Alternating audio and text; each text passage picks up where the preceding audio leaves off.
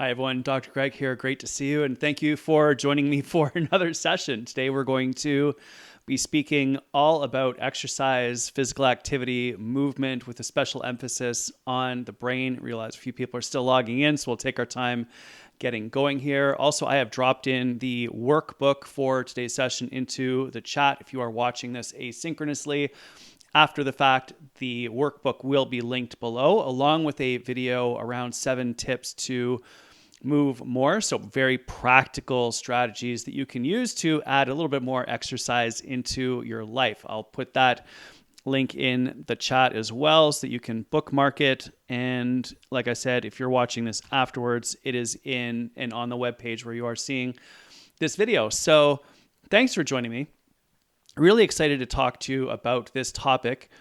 I actually really believe that if we consider the ultimate limiting factor in us being healthy and us performing to our potential and doing what it is that we love to do at the highest level, it's so much of that depends upon our physical health.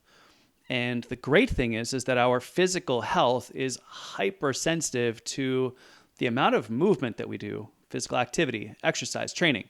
So to be clear, what I'm talking about when I use those terms is physical activity is just being generally, habitually, physically active. That's your steps.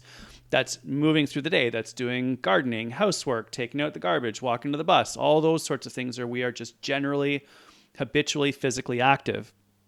Exercise is when you do something intentionally to like raise your heart rate or get stronger. So that would be a yoga class, that'd be a spin class, that might be going to lift weights, that might be deliberately going for a walk, that might be going for a run, for a swim.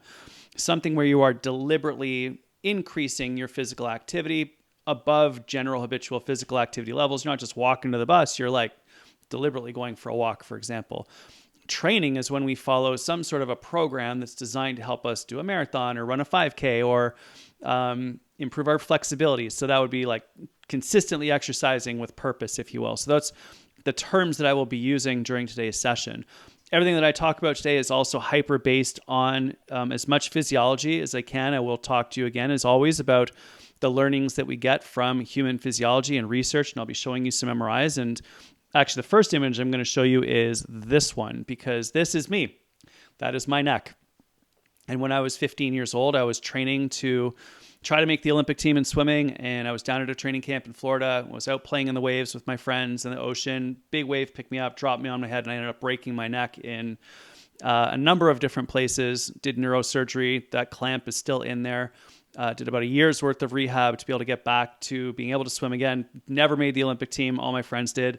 But had a great varsity career and did a few World Cups and, got through to, I think, a really great level, given the fact that that was my reality when I was 15, 16 years old. You can still see the scars on my head from hanging out in the halo. But ultimately, I was able to get back to being able to swim again. And it's this transition from being hyper injured to being able to swim again that really sparked my interest in human physiology, in kinesiology. I ended up taking kin through university and then studying exercise through the rest of my life. And I'm really fascinated by adaptation. Like, how do we go from deeply injured or not physiologically well to being able to perform at a high level and be really, really healthy? And I believe the answer to that revolves largely around this idea of moving more. We know that exercise does incredible things for our muscles. It helps your muscles to get stronger, to get fitter. We also know that it does wonderful things for the inside of the human body. I MRI'd myself one day at work. I was bored. And so I jumped in the MRI and pressed go, and that's my insides. You can see my lungs up top there, my heart in the middle, liver is on the left, pancreas is that little white ball on the right. My digestive tract organs are down below. All of those get better when we exercise. We also know that we move fluids through the lymphatic system. So this system is another circulatory system inside the body. We talked about it in the sleep section of the program that we're running here. And when we move, when we're physically active, fluids, this lymphatic fluid flows through our body, picks up viruses, bacteria, broken down cells, waste products, pulls that into the lymphatic system, the little glands that we have in our neck, in our groin, under our arm, where white blood cells and other immune system cells fight off all those invaders. So when we exercise consistently, at the intensity of walking, so not very intense and only for 15 minutes at a time, we reduce our risk for upper respiratory tract infections, colds, flus, COVID type infections of our respiratory tract by up to 75%. We also reduce our risk, because this is the system that fights off cancer, when we move our bodies consistently over an extended period of time. Again, doesn't need to be intense, doesn't need to be for long duration. So like walking consistently lowers your risk for 13 different types of cancer by 24 to 40%. Mind-blowing. Like imagine that we had a drug that did that, protected you from infections, got rid of your, significantly lowered your risk of cancer, reversed type 2 diabetes for up to 24 to 48 hours, right? This is the power that we're talking about with this particular practice of moving a little bit more. It also gives you more red blood cells. Over time, it takes a little bit of time to stimulate the production of these, but these are the little tiny cells in your blood that carry oxygen to your muscles, to your digestive tract, to your skin, and to your brain. You then use that oxygen to create energy so that you can think, so that you can move, so that your skin cleans itself, so that you digest your food. When you digest your food, it breaks down those proteins, carbohydrates, and fats get into your bloodstream and they travel to your mitochondria, and these break down those foods to create energy. When we exercise consistently, you get more mitochondria. It takes about 3 weeks for these to come online, which is why it takes, often when you start exercising, you feel worse before you feel better. And a few weeks later, you start to be like, oh my gosh, there it is. Now I have energy. So it really is important just to give yourself a lot of grace when you start exercising again, that it will take some time for you to feel better. The other really cool thing is that exercise lengthens and strengthens your telomeres. These are the caps on the end of your DNA. They're like aglets on the end of your shoelaces. Yes, that's what those are called, aglets, the little plastic pieces that keep your shoelaces from fraying. And when your DNA's telomeres shorten, your DNA begins to fray and break apart. That's one of the primary theories behind why we experience aging. The cool thing about exercise, physical activity, training, is that lengthens and strengthens your telomeres. And 55-year-old runners have the same telomere length and strength as 25-year-olds.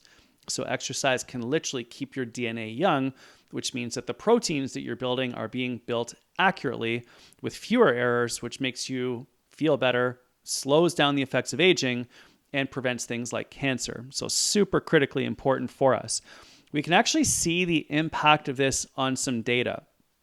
This is some data that we collected at the Hospital for Sick Children, where I am a researcher on children with cystic fibrosis. And what we found was that the kids who had the most general habitual physical activity were those who had the slowest rate of lung function decline. That's the blue group. The lowest physical activity group had the fastest rate of lung function decline. That's the red group. And that gets me back to my point that I made earlier today, which is that physical activity is really, really key for us. I don't really care if you hit heart rate zones. I don't care what type of activity that you do. Over and over and over again, when we look at data like this on cystic fibrosis, on cancer, on heart disease, on type 2 diabetes, on metabolic syndrome, on Alzheimer's, on depression, on anxiety, what we are seeing is that when we increase our general habitual physical activity level, our general amount of movement that we get throughout the course of the day, simply put, your steps, that is what has the most powerful impact upon reversing our risk for various different chronic diseases. Simply put, when you move a lot, you have the longest possible lifespan, and you also have the best possible health span, which is the length of time that you go without any chronic illnesses. So funny enough, when I built Vivio, our app, which all of you have access to, and that will be in the follow-up page that you have, you'll be able to access this. We have the option to track your workouts in great detail, because I'm a physiologist and I built it this way because I wanted to be able to see my heart rate zones and a whole bunch of other stuff. But really the only thing that I would suggest that you really pay attention to, and whether you're on Vivio or Fitbit or Garmin or Whoop or whatever you happen to be using, doesn't matter to me, look at your steps. Because if we can keep your steps up, that is one of the strongest predictors for you having great lifespan and also amazing health span. So simply put, if you were to take one thing away from today's session, it's very simply that I want you to sprinkle in steps. Just be generally habitually physically active. Sit a little bit less. If you're on a phone call, stand up. If you have to do a meeting, go for a walking meeting. If you're stressed throughout the day, go for an evening walk. Do a little bit of yoga. If you want to hit the gym, that's fantastic. We're just generally being more movement, generally having more movement in our lives, and that is the fundamental currency for improving our health and our lifespan. But there's even more justification for doing this beyond just your health. Being physically active also improves your cognition, your brain. This is the electrical activity inside the brain of a zebrafish at rest. Watch what happens when it starts to move. The whole brain lights up. It stops moving, and the brain shuts off. This relationship is true for every single species on the planet, including humans. When we move, the brain comes to life. When we are immobile, the brain activity decreases. We can even see this in data on an inner city school, children at an inner city school in Chicago. And what these researchers looked at was the amount and intensity of physical activity and its relationship to mathematics performance. So the control group did nothing. The low exercise group walked up and down the hallway before math class. The high exercise group walked up and down the stairs before math class. And as you can see, there's a direct relationship between the amount and intensity of physical activity and their results in mathematics.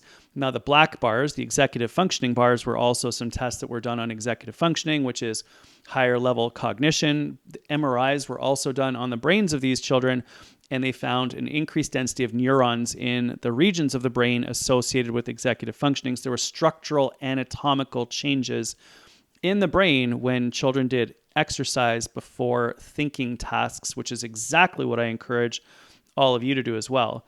Now, it's not just about cognitive performance. It's also about mental health.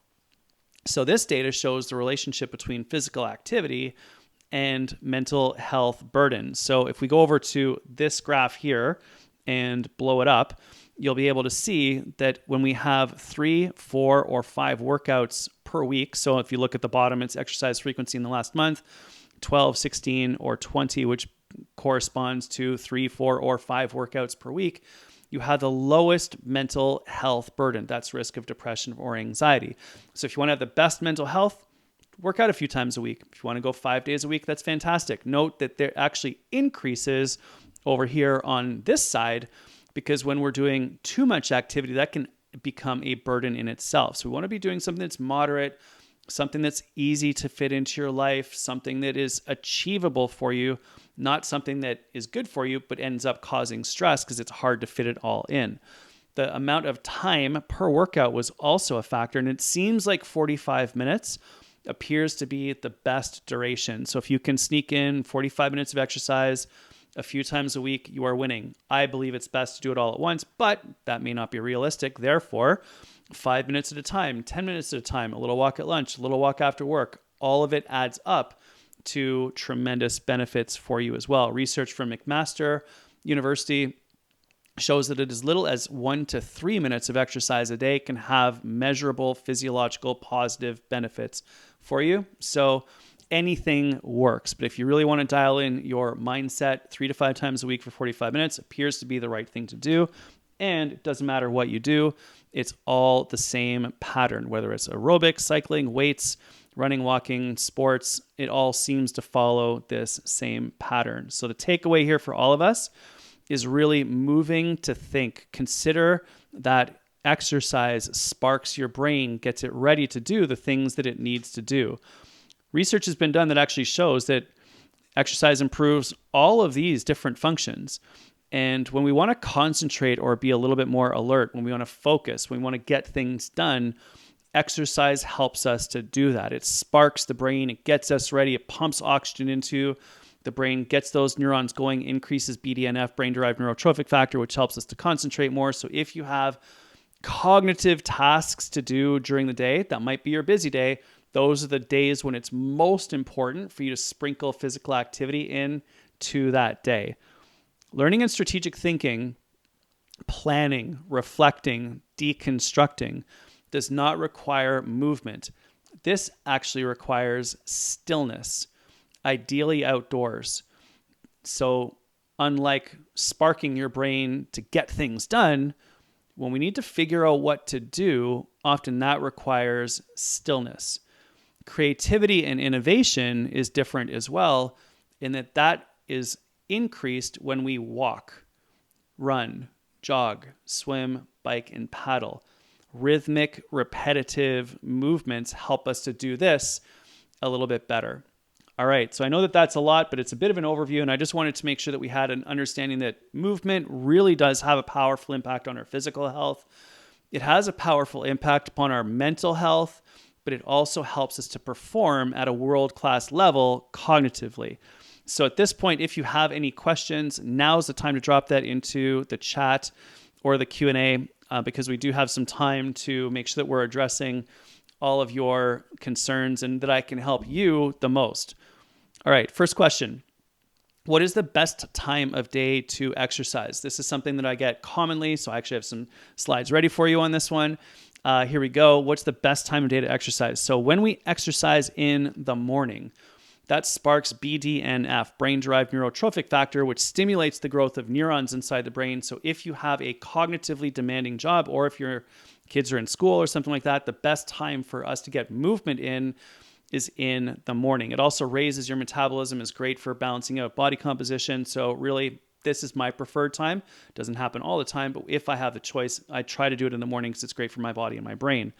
Noon, or the lunchtime workout, which we call the second wind workout, is fantastic because it increases your body temperature and prevents the release of melatonin, which comes from the pineal gland deep inside your brain, which is why we sometimes feel like we need to have a nap in the afternoon.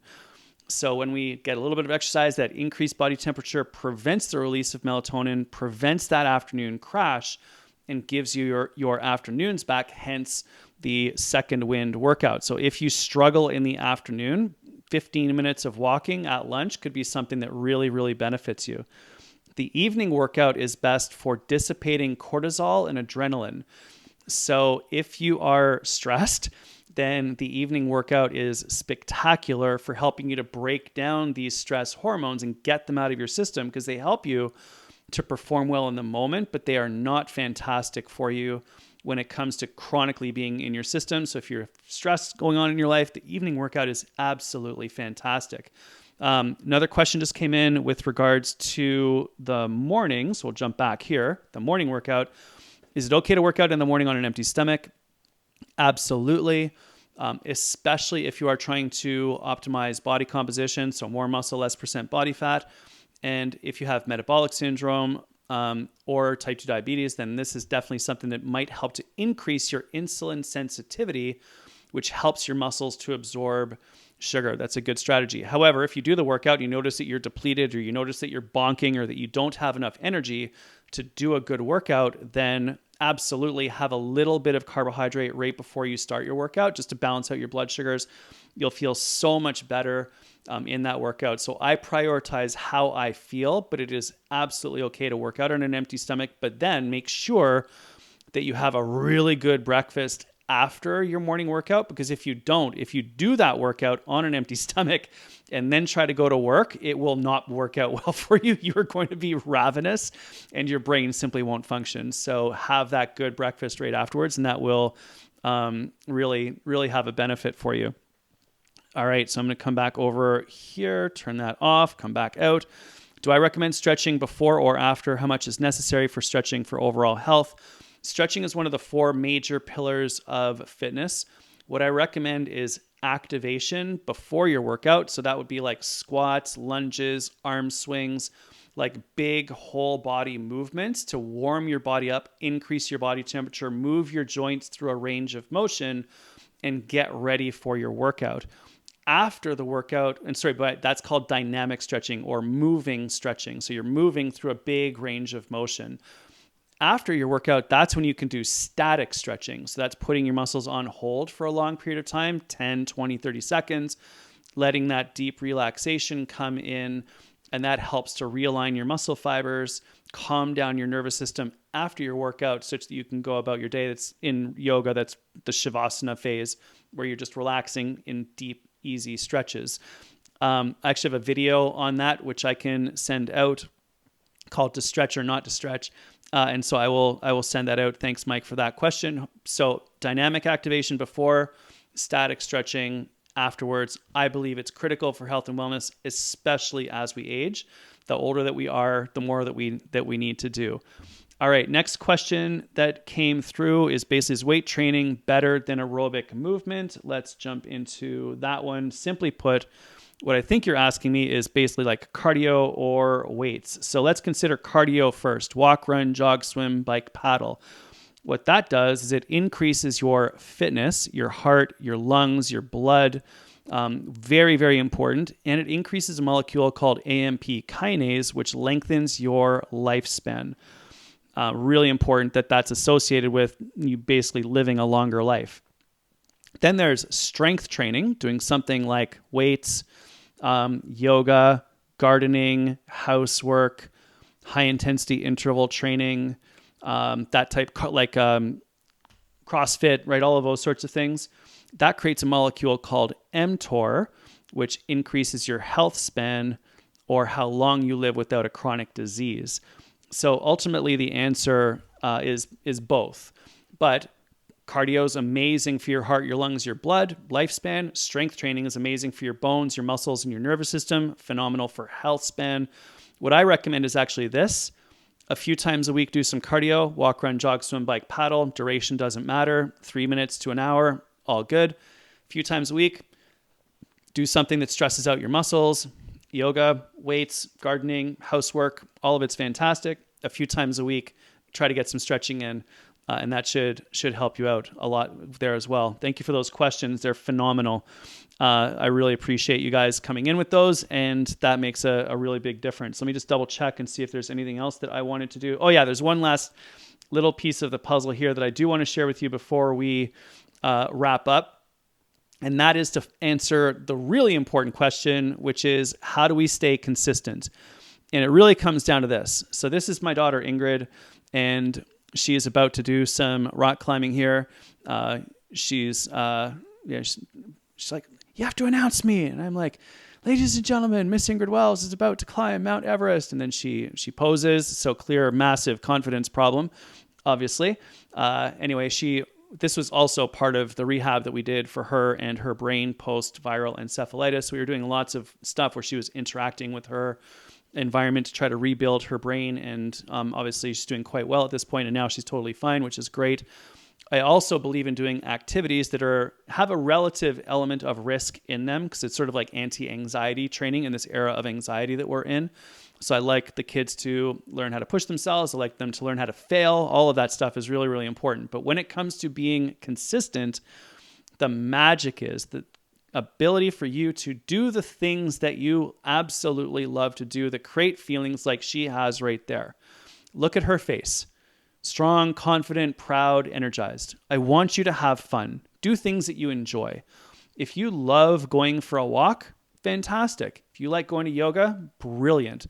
If you love gardening, raking the leaves, as I have to do after this session. If you like vacuuming your house, everything is phenomenal.